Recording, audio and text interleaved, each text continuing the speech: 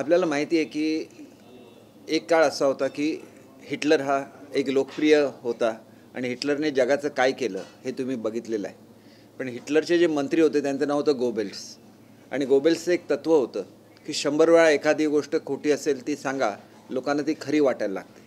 आणि तसंच काय तर राजकारण हे महाराष्ट्रामध्ये चालू आहे. आज ज्यांना शिवाजी महाराजांचं नाव घेण्याचा अधिकार नाही ते शिवसंपर्क यात्रा चालवत आहेत. शेवटी छत्रपती शिवाजी महाराज हा महाराष्ट्राचा अभिमान आहे, महाराष्ट्राचा स्वाभिमान आहे. आणि छत्रपती शिवाजी महाराजांच्या कुटुंबाचं जे अपमान करतात त्यांना छत्रपतींचं नाव घेण्याचा कुठलाही अधिकार नाही. छत्रपतींच्या कुटुंबाबद्दल एवढा आदर हा महाराष्ट्रामध्ये ठेवला जातो की त्यांच्याकडूनच एखादा करारनामा ज्याला लिहून घेण्याचा प्रयत्न केला जातो. ज्यावेळेला युवराज संभाजीराजे छत्रपती मुंबईला आले, आपल्याला सगळ्यांना माहिती की काय घडलं. परंतु एक गोष्ट अशी माहिती नाही आहे की युवराजांच्याकडून एक करारपत्र लिहून घेण्याचा प्रयत्न करण्यात आला की त्यांची निष्ठा कोणाकडे राहील. छत्रपतींच्या निष्ठेच्याबद्दल कोणीही शंका घेण्याचा अधिकार हा महाराष्ट्रामध्ये कोणालाही नाही. आणि शेवटी ते छत्रपतींचे वारस आहेत, तेवढाच बाणेदारपणा त्यांनी दाखवला. तो कागद तिथंच ठेवला आणि ते निघून गेले. त्यांच्या नावासाठी त्यांना कुठलंही राजकारण करण्याची आवश्यकता नाही. ज्या छत्रपती शिवाजी महाराजांचं नाव आपण घेतो, आपण सामाजिक चळवळीचे प्रणेते म्हणून ज्या शाहू महाराजांचं नाव घेतो, त्यांच्याबद्दल असा अनादर जे दाखवतात त्यांना मला स्वतःला सांगायचं आहे की शिवयात्रा किंवा शिवसंपर्क यात्रा म्हणायचा तुम्हाला कुठलाही अधिकार नाही. आणि तुम्ही जी गोबेल्स नीती वापरता त्याच्यामध्ये कळलं पाहिजे की महाराष्ट्राचा अपमान कोणी केला? छत्रपती शिवाजी महाराज आणि त्यांचे कुटुंबीय ही महाराष्ट्राची अस्मिता आहे.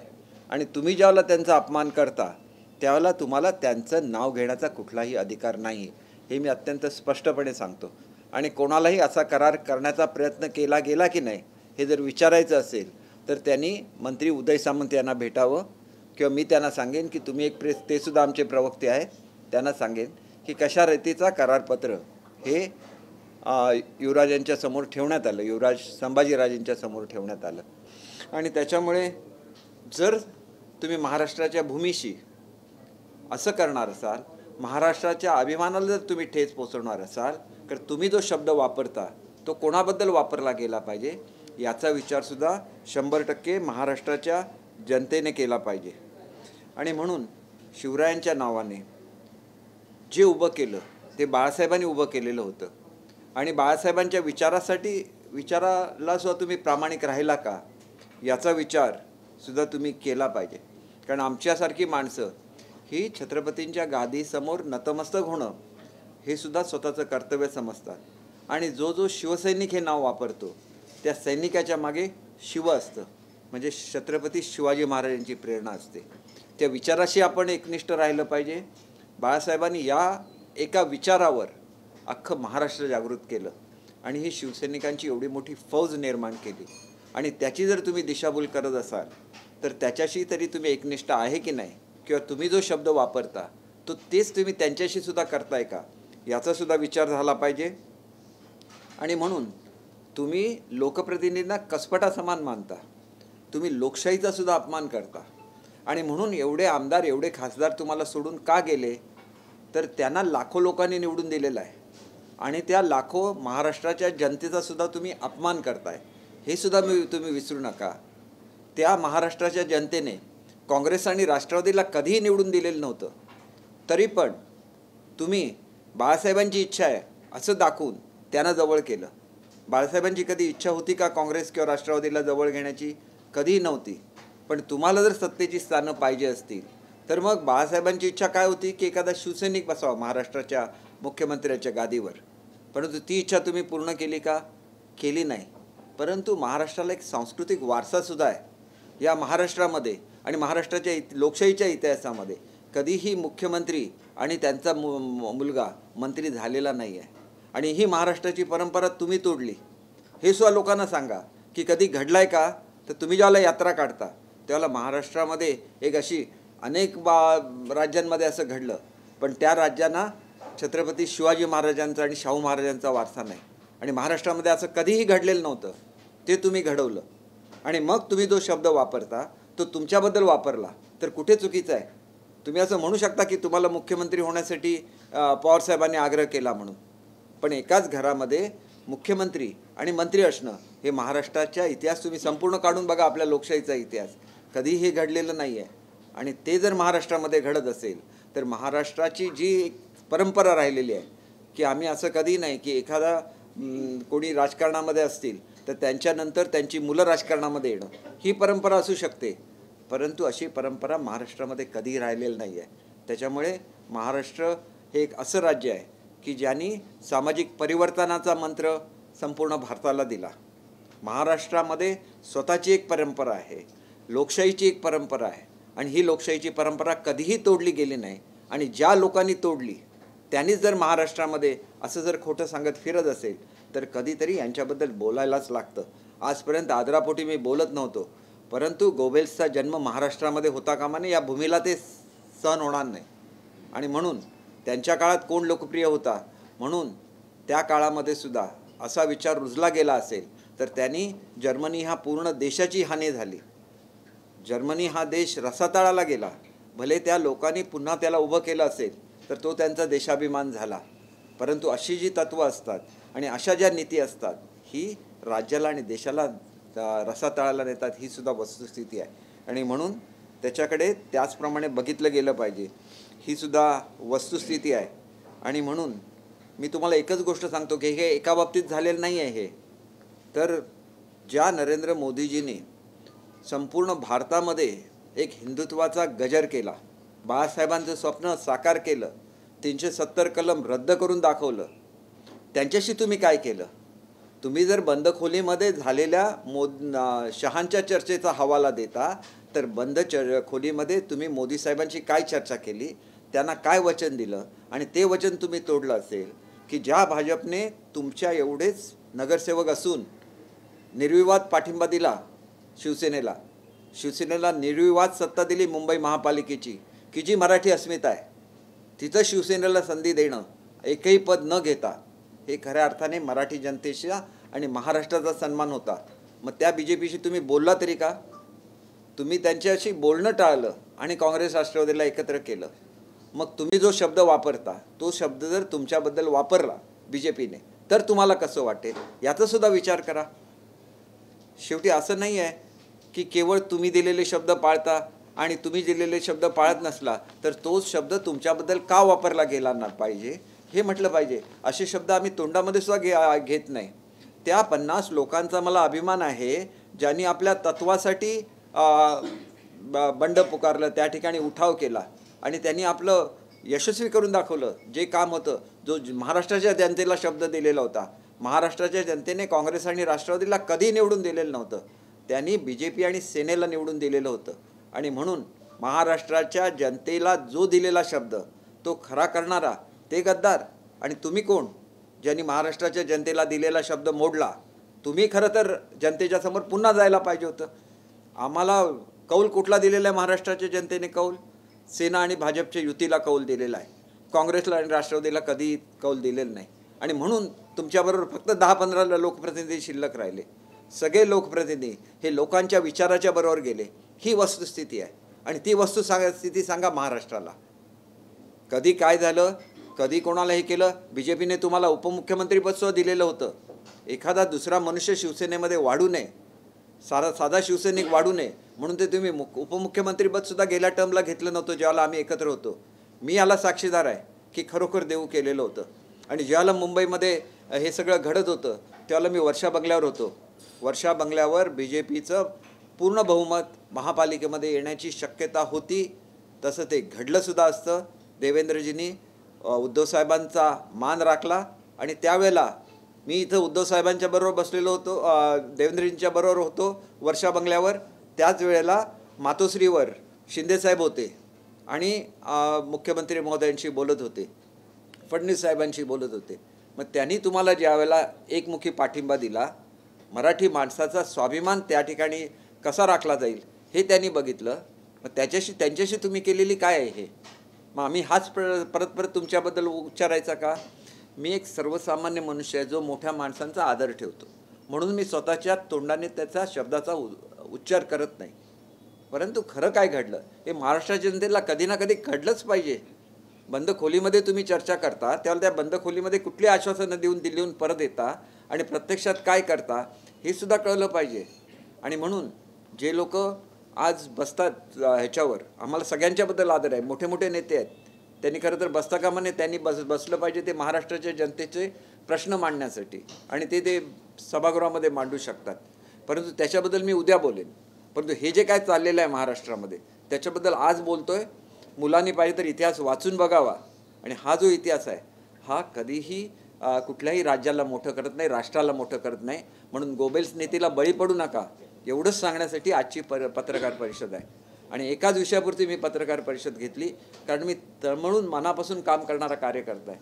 कोकणामध्ये गेलो, कोकणामध्ये चर्चा केली, काल नागपूरला गेलो, आज नाशिकला जाणार आहे. आम्ही एक मिनिट थांबत नाही, आम्ही काम करणारे कार्यकर्ते आहोत. पण आम्ही कार्य करतो ते आमची महाराष्ट्रासाठी करतो. आणि मग ते काम करत असताना तुम्ही राजकारण करत राहणार. 2.5 वर्षामध्ये नुसतं राजकारण केलं, काय महाराष्ट्राच्या हिताचं केलं दाखवा. आणि मग आम्हाला सुद्धा जीभ दिलेली आहे ईश्वराने, आम्हाला सुद्धा विचार दिलेले आहे ईश्वराने. पण आम्ही आमचे विचार लोकांच्या चांगल्या कामासाठी वापरतो. ज्या क्षणी आम्हाला शपथ दिली त्या क्षणापासून ज्याच्यासाठी महाराष्ट्रामध्ये शपथ दिलेली आहे त्याच्यासाठी आम्ही फिरतो. आता तुमची मुलं तुमच्याशी बोलल्यानंतर मी माझ्या डिपार्टमेंटचं ब्रीफिंग घेईन, तिथून नाशिकला जाईन, नाशिकहून परत आल्यानंतर कोकणामध्ये जाईन. आम्ही दिवसातून 12 म्हणजे किती काम केलं पाहिजे ह्याला मर्यादा आहे, त्या मर्यादा आम्ही ओलांडतो. आमचे मुख्यमंत्री दिवस रात्र काम करतात आणि मग त्यांच्यावर तुम्ही टीका करता, त्यांच्याबद्दल घाणेरडं बोलता. आमच्याबद्दल बोलायचा कोणाला अधिकार आहे? जनतेला बोलायचा अधिकार आहे, ज्यांनी आम्हाला निवडून दिलेलं आहे. आणि म्हणून मला सांगायचं आहे की एका विषयापुरती मी प्रेस कॉन्फरन्स बोलवली आहे. उद्या ज्या घोषणा दिल्या जातात विधानसभेच्या पायरीवर त्याच्याबद्दल मी उद्या किंवा परवा बोलेन. उद्या खूप काम आहे, माझ्या डिपार्टमेंटचे प्रश्न आहेत. परंतु मी एक बघितलेलं आहे की आपण जर बोललो नाही तर लोकांना ते खरं वाटायला लागेल. म्हणून उद्यापासून आमचा प्रत्येक प्रवक्ता एकेका विषयावर कशा रीतीने महाराष्ट्राच्या जनतेचा विश्वासघात केला गेलेला आहे याच्याबद्दल बोलेल. वाईट शब्द वापरणार नाही, ही कल्पना आम्हाला आमच्या मुख्यमंत्री महोदयांनी सुद्धा दिलेली आहे की कुठलाही वाईट शब्द वापरायचा नाही, सगळ्यांचा मान ठेवायचा. आणि ती महाराष्ट्राची संस्कृती आहे, ती संस्कृती आम्ही जपू. परंतु ही जी गोबेल्स नीती आहे ही आम्ही महाराष्ट्रामध्ये कधीही यशस्वी होऊ देणार नाही. केसरकर साहेब, छत्रपती संभाजीराजेंना कोणी करार करायला लावला होता त्या खासदारकीच्या संदर्भात हे पूर्ण घटनाक्रम काय सांगा? घटनाक्रम आहे तो उद्या तुम्हाला उदय सामंत सांगतील. कारण काय, खरं हे खरं असतं आणि खोटं हे खोटं असतं. आणि त्याच्यामुळे हे जर खरं असेल आणि तुम्ही जर छत्रपतींना वाकवण्याचा प्रयत्न करणार असाल तर छत्रपतींचं नाव वापरण्याचा तुम्हाला अजिबात अधिकार नाही. आणि यांच्यावर कोणावर बोलायचं असेल तर मग स्वतः महाराज आहेत, उदयनराजे आहेत, त्यांचा तो अधिकार आहे, ते मोठ्या लोकांच्याबद्दल बोलतील कारण ते स्वतःच छत्रपती आहेत. परंतु हे महाराष्ट्राच्या ह्या भूमीवर घडता कामा नये की ही भूमीच मुळात छत्रपती शिवाजी महाराजांची आहे. आणि त्याच्यामुळे तुम्ही ज्यावेळेला जाता त्यावेळेला ह्याच्यावर प्रश्न विचारले गेलेच पाहिजेत. आणि नाहीतर तो कसला शिवसैनिक आहे मला सांगा? तुम्ही केवळ झिंदाबाद करण्यासाठी शिवसैनिक झाला की छत्रपती शिवाजी महाराजांचं तेज हे घेऊन तुम्ही शिवसैनिक झाला? आणि तेज तुम्हाला ज्या बाळासाहेबांनी शिकवलं त्यांच्यासुद्धा विचाराशी जर प्रतारणा होत असेल तर मग आम्ही ह्याच्याविरुद्ध पेटून उठलो तर चूक काय आहे? आम्ही हे स्वतः बघितलेलं आहे ना, लोकप्रतिनिधींना काय किंमत असते आम्ही स्वतःच्या डोळ्यांनी बघितलेलं आहे. आणि मग आमच्यासारखी माणसं शेवटी हे बोलायला भाग पाडलं जातं आम्हाला असं करून. मी कधीही माझ्या पूर्वीच्या प्रेस कॉन्फरन्सेस काढून बघा, मी नेहमी आदराने बोललेलो आहे. माझ्यापेक्षा निम्म्या वयाच्या असलेल्या लोकांच्याबद्दल आम्ही आदराने बोललेलो आहे. आणि बाळासाहेबांच्याबद्दल जर तुम्हाला तो आदर मिळत असेल तर छत्रपती शिवाजी महाराजांच्या वारसांना किती आदर मिळाला पाहिजे? ती गादी आहे छत्रपतींची, महाराष्ट्राची अस्मिता आहे ती, मग त्यांना किती आदर मिळाला पाहिजे? हा एवढाच माझा सवाल महाराष्ट्राच्या जनतेला आहे. आणि तो कारण आपला इतिहास जर ब्रिटिश लोक आपला इतिहास विसरत नाहीत, अजूनही राणीला राणी म्हणतात, मग ती लोकशाही घेऊन आपण आलो ना, लोकशाहीचा तो पॅटर्न आपण भारतामध्ये राबवतोय ना. मग तिथं जर आदर ठेवला जातो तर आपले छत्रपती शिवाजी महाराज किती शूर होते, त्यांचा आदर हा ठेवलाच गेला पाहिजे, त्यांच्या कुटुंबियांचा आदर ठेवलाच गेला पाहिजे, हे माझं ठाम मत आहे. आणि ते मत ठाम सांगण्यासाठी मी बोलवलं. मला माहिती आहे की महाराष्ट्रातले इतर अनेक विषय आहेत. उद्या ज्यावेळेला प्रेस कॉन्फरन्स घेईन मी सगळ्या विषयाच्या संदर्भात तुमच्याशी बोलेन. पण या संदर्भात जर तुम्हाला काही प्रश्न विचारले तुम्ही अवश्य विचारा आणि मी तुमचे सगळे प्रश्न संपेपर्यंत इथं थांबेन. सर, तुम्ही म्हटलात की गेल्या महापालिका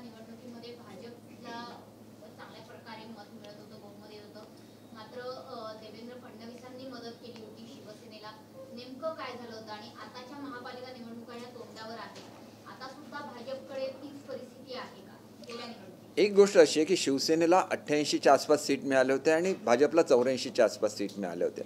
किती अपक्षांचा पाठिंबा आणि कुठल्या पक्षाचा पाठिंबा कोणाला मिळतो याच्यावर सगळं ठरणार होतं.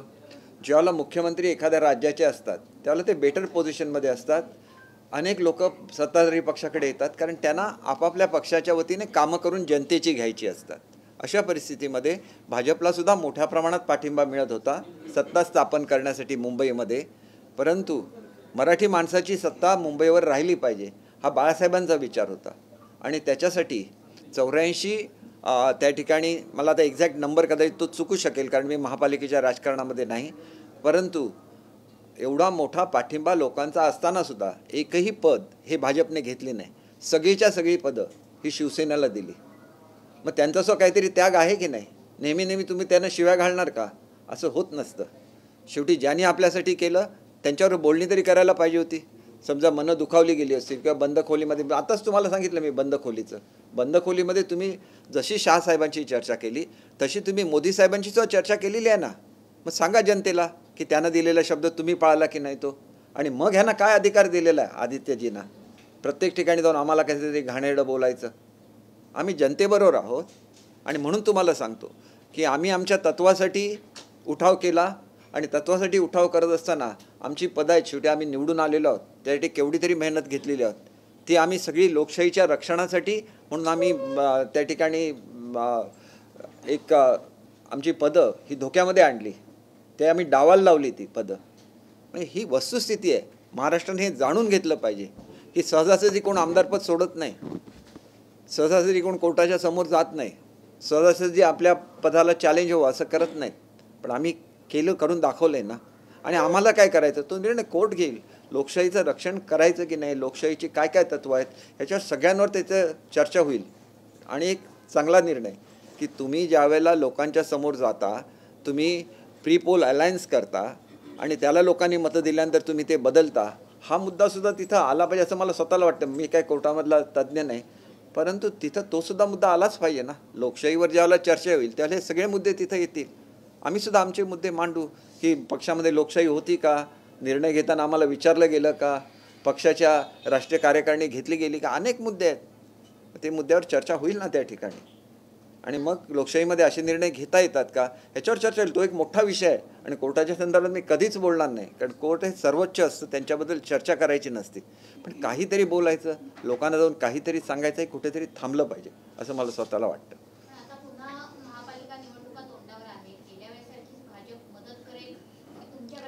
भाजप ही शिवसेनेबरोबर राहणार कारण शिवसेना हा विचार आहे. शिवसेना हा बाळासाहेबांचा विचार आहे. ते भले बाळासाहेबांना विसरले असतील, आम्ही नाही विसरलेलो.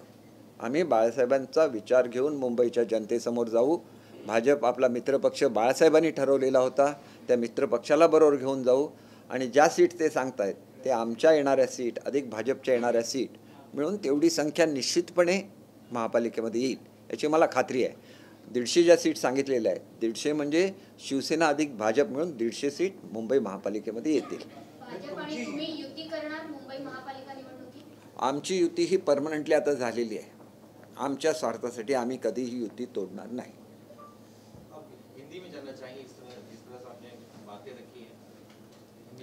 देखिए, इतिहास इसका गवाह है कि जब हिटलर ने इस पूरे विश्व को एक महायुद्ध के खाई में डाला था तो उनके साथ गोबेल्स थे और गोबेल्स उनके मंत्रीगण रह चुके हैं. और गोबेल्स की एक नीति थी कि 100 बार एक झूठ बात बोलिए फिर लोगों को लगता है कि वो सच है. आज वही काम महाराष्ट्र में किया जा रहा है और आदित्य जी ठाकरे वो काम कर रहे हैं. यहाँ पे हमेशा जाके लोगों में झूठ बात फैला रहे हैं. तो मैंने आज तक बोला था कि आदित्य जी के बारे में आदर मैं इसलिए रखता हूँ क्योंकि वो बाला साहब के सुपुत्र हैं. लेकिन अगर गोबेल्स के मार्ग पे वो चलेंगे तो हम लोग वो टॉलरेट नहीं करेंगे. ये भूमि गोबेल्स के नीति को मान्यता नहीं देती है. ये छत्रपति शिवाजी महाराज की भूमि है.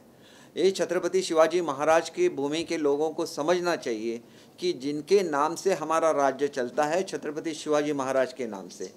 छत्रपति शाहू महाराज को पूरे भारत की जनता जानती है कि सामाजिक क्रांति का उसको प्रणेता बोला जाता है.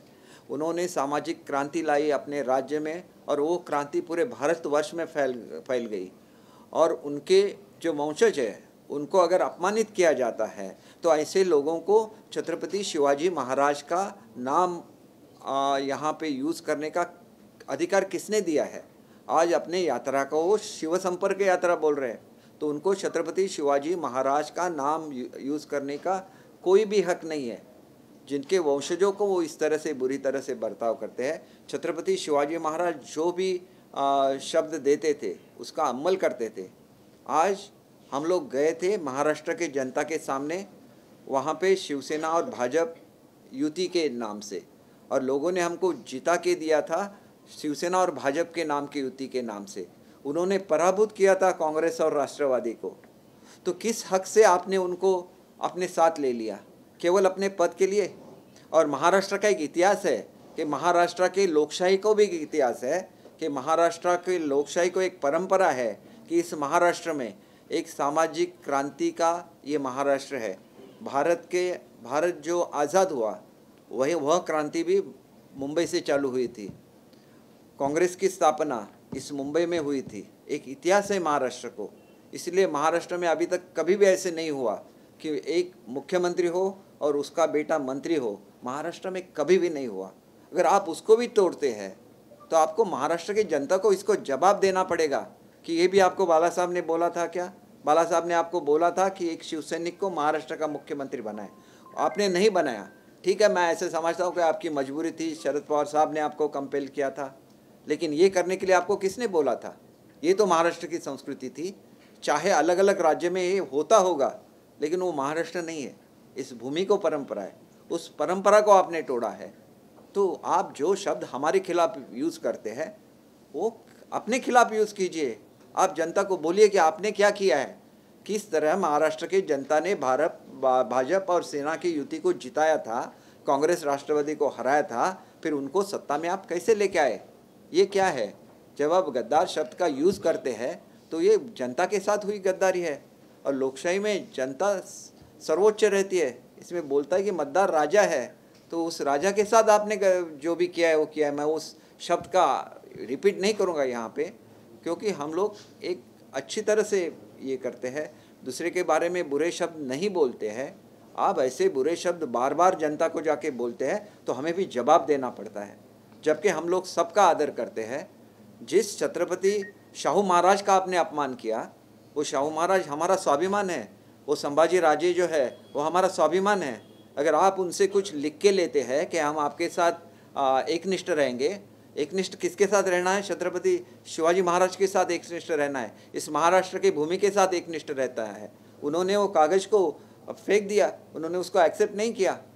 क्यों नहीं किया? वो खुद छत्रपति शिवाजी महाराज का जी परंपरा है, वो परंपरा का वो पालन करते हैं। वो झुकेंगे नहीं किसी के सामने। झुकना कभी महाराष्ट्र की संस्कृति नहीं रही है, और उनका अपमान आप करते हैं तो आप कैसी वाली शिवसेना है? असली शिवसेना तो हम हैं जो महाराजों का ये करते हैं। मैं जब खुद मंत्री बना, मैंने जाके नमस्कार किया है उदयन राजे महाराज को, मैंने नमस्कार किया है छत्रपति शाहू महाराज को, मैंने नमस्कार किया है राजमाता को, मैंने नमस्कार किया है युवराज संभाजी राजे को। चाहे उनका एज कुछ भी रहे, लेकिन ये मान है वो छत्रपति शिवाजी महाराज का मान है। वो मान नहीं रखेंगे और आप घूमते रहेंगे और बोलेंगे कि ये शिव संपर्क यात्रा है, कि यह शिवाजी महाराज के जो वसूल रहे हैं उनकी वो यात्रा है क्या? बिल्कुल नहीं है। इन्होंने सब उसूल तोड़े हैं, और अगर वो उसूल तोड़ते हैं तो उन्हें ये करने का कोई भी हक नहीं है।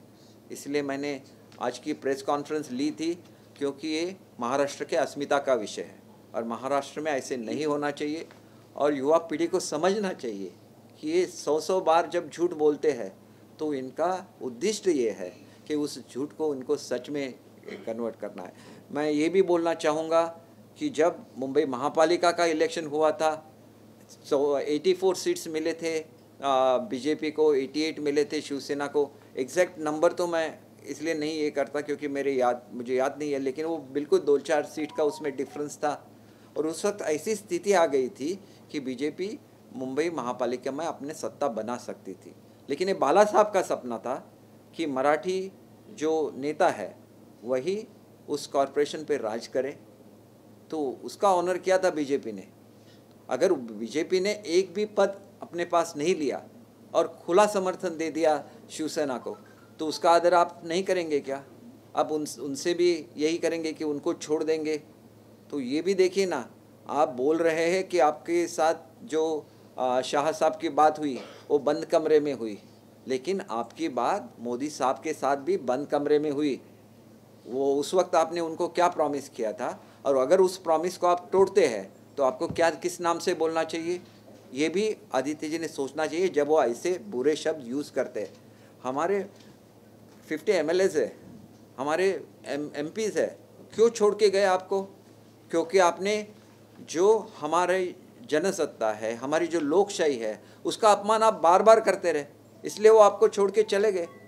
छोड़ के चले गए मतलब वो उन्होंने अपनी पार्टी खुद के हाथ में ले लिए। क्यों ले ली? क्योंकि उठाव रहता है। उठाव क्यों रहता है? अपने उसूलों के लिए ये उठाव रहता है, और वो उन्होंने किया है अपने प्रिंसिपल्स के लिए, ये उन्होंने किया है। तो वो कैसे गद्दार बन गए? उन्होंने जो महाराष्ट्र का जनता का जनमत था उसका आदर किया है। तो आप ऐसे बुरे शब्द उनके बारे में नहीं यूज़ कर सकते। इतना ही मुझे कहना है, और ये कहने के लिए मैंने आज ये प्रेस कॉन्फ्रेंस ली है। आज मैं आपके दूसरे कोई भी सवालों का जवाब नहीं दूंगा, इसलिए कि महाराष्ट्र के लिए बहुत बड़ा विषय है जिसके बारे में महाराष्ट्र में चर्चा होनी चाहिए। ये लोगों ने समझना चाहिए कि किसने अपने प्रिंसिपल के साथ कॉम्प्रोमाइज़ किया है, किसने हारे हुए लोगों को सत्ता में लाया है। महाराष्ट्र की जो परंपरा थी कि जो मुख्यमंत्री है उनके घर में से कोई भी दूसरा मंत्री नहीं बनता, ये महाराष्ट्र की परंपरा थी। किसने तोड़ी ये परंपरा? ये भी लोगों को जान लेना चाहिए। दूसरे राज्य में कुछ भी होता होगा, लेकिन वहाँ पे सामाजिक क्रांति नहीं बनी। सामाजिक क्रांति सिर्फ महाराष्ट्र में बनी। महाराष्ट्र से उसकी शुरुआत हुई, चाहे वो स्त्री शिक्षण हो, चाहे वो पिछड़े हुए लोगों के लिए आरक्षण हो, सब चीज़ें महाराष्ट्र से शुरू हुई। फिर ये भी महाराष्ट्र के पॉलिटिशियंस ने देखा है। हमारा जो 75 साल का लोकशाही का अनुभव है, उसमें कभी भी महाराष्ट्र में एक मुख्यमंत्री या तो दो मंत्री भी कभी एक फैमिली से नहीं बने थे। मुख्यमंत्री और उनका बेटा मंत्री बनना, ये तो महाराष्ट्र के पॉलिटिकल हिस्ट्री में, लोकशाही की हिस्ट्री में पहली बार हुआ है। तो क्या आप उसका जवाब देने के लिए देय नहीं है महाराष्ट्र की जनता के लिए? तो आप कुछ भी बोलेंगे वो सच है, और हम लोग बोल रहे हैं वो झूठ है, ऐसे बिल्कुल नहीं है। हम भी कुछ बातें अपने दिल में रखते हैं, लेकिन बातें जब यहाँ तक आती है कि महाराष्ट्र के जनता को और स्पेशली युवाओं को आप ये नीति सिखाएंगे, आप उनको गोबेल्स की नीति सिखाएंगे, तो गोबेल्स की नीति महाराष्ट्र के भूमि को मान्य नहीं है। ये छत्रपति शिवाजी महाराज की भूमि है। देखिए, वियतनाम के भी अध्यक्ष आ गए तो उन्होंने कैसे लड़ना है वो छत्रपति शिवाजी महाराज से सीखा था। वो रायगढ़ में गए, वहाँ पे नतमस्तक हो गए। तो गोबेल्स की नीति जर्मनी में चल गई उस वक्त, महाराष्ट्र में नहीं चलेगी। इतना ही कहने के लिए मैंने प्रेस कॉन्फ्रेंस ली है।